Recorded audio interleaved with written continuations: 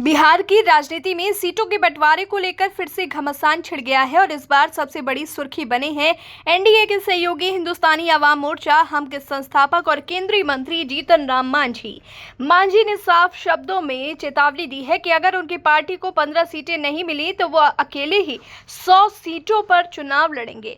यह बयान महज एक मांग नहीं बल्कि बीजेपी और जेडीयू जैसे बड़े सहयोगियों पर सीधा दबाव बनाने की रणनीति है। मांझी का तर्क है कि हर विधानसभा सीट पर उनकी पार्टी के 10 से 15 हजार वोटर हैं। सवाल उठता है कि क्या ये दावा वास्तविक आंकड़ों पर आधारित है या फिर राजनीतिक मूल भाव का हथियार है। 2020 के विधानसभा चुनाव की ओर देखें तो हमने 7 सीटों पर चुनाव लड़ा और 4 सीटें जीतने में सफल रही, यानी सफलता का प्रतिशत अच्छा रहा, लेकिन वोट शेयर अभी भी सीमित था।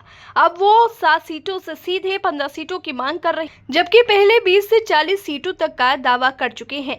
ऐसे में ये लगातार बढ़ती मांग महज राजनीतिक दबाव बनाने का तरीका लगती है। मांझी का कहना है कि उनकी पार्टी को बने हुए 10 साल हो गए हैं और अब तक निबंधित पार्टी बने रहना उनके लिए अपमानजनक है। इस बार वो हर हाल में मान्यता प्राप्त दल का दर्जा पाना चाहते हैं, जिसके लिए कम से कम 8 सीटें जीतना और 6% वोट हासिल करना जरूरी है। लेकिन यहाँ भी बड़ा सवाल यही रहा कि क्या हम जैसी छोटी पार्टी अपने बूते ये लक्ष्य हासिल कर सकती है या फिर उन्हें एनडीए की छतरी के नीचे ही अपने राजनीतिक अस्तित्व को बनाए रखना पड़ेगा।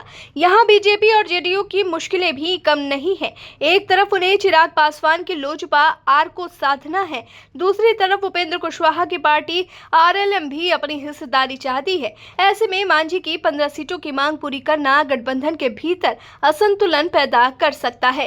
क्या बीजेपी और जेडीयू अपनी सीटों की कीमत पर हमको खुश रख पाएगी या फिर मांझी वास्तव में अकेले चुनाव लड़कर एनडीए को नुकसान पहुंचाएंगे?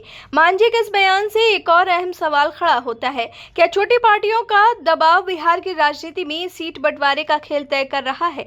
बड़ी पार्टियां अपने सहयोगियों को कितना महत्व दें और किस हद तक झुके, यही असली परीक्षा है। राजनीति की इस बिसात पर मांझी खुद को किंग मेकर के तौर पर पेश करना चाहते हैं, लेकिन क्या मतदाता उन्हें इस काबिल मानते हैं? आखिरकार ये पूरा घटनाक्रम इस बात का सबूत है कि बिहार की राजनीति में समीकरण सिर्फ जाति गणित पर नहीं बल्कि सीटों के बंटवारे में कौन कितना दबाव बना सकता है, इस पर भी निर्भर करता है। आने वाले दिनों में ये साफ हो जाएगा कि मांझी की ये सख्त मांग हकीकत बनती है या फिर सिर्फ बयानबाजी तक सीमित रह जाती है।